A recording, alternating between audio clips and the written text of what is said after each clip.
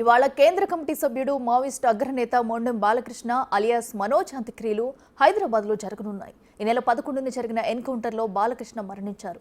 అంతిమయాత్ర Sultanpur road number 1 Chaderghat నుంచి ప్రారంభమై అమర్పేట శ్మశాన వాటిక వరకు సాగుతుంది.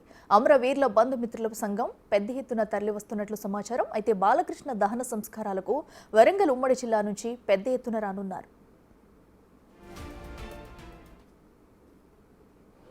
ఆయన బాలకృష్ణ అని చెప్పి కన్ఫ్యూజ్ చేయటం జరిగింది. అట్లాగే వీళ్ళ మొత్తాన్ని కూడా పట్టుకొని చంపివేశారన్నది అర్థమవుతుంది.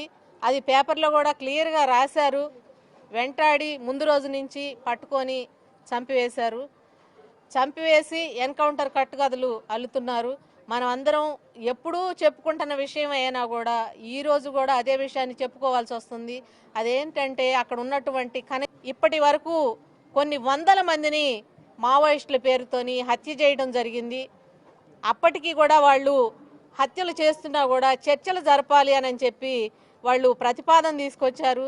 ప్రజాస్వామికవాదులు కొద్దిమంది ప్రతిపాదనలు తీసుకొస్తే దానికి వాళ్ళు ఓకే అని చెప్పి కాల్పుల విరమణ పాటించి వాళ్ళు ఏ విధమైనటువంటి కాల్పులు జరపకుండా దాడులు జరపకుండా వాళ్ళ పక్కనే వీళ్ళు వెళ్తున్నా కూడా వాళ్ళు ఏమి దాడులు అనేది చేయకుండా ఉన్నారు. అయినా కూడా వందలాది మందిని చంపివేయడం జరిగింది. చాలా మందిని అరెస్టులు చేసి కూడా చూయించకుండా ఉంచుతున్నారు.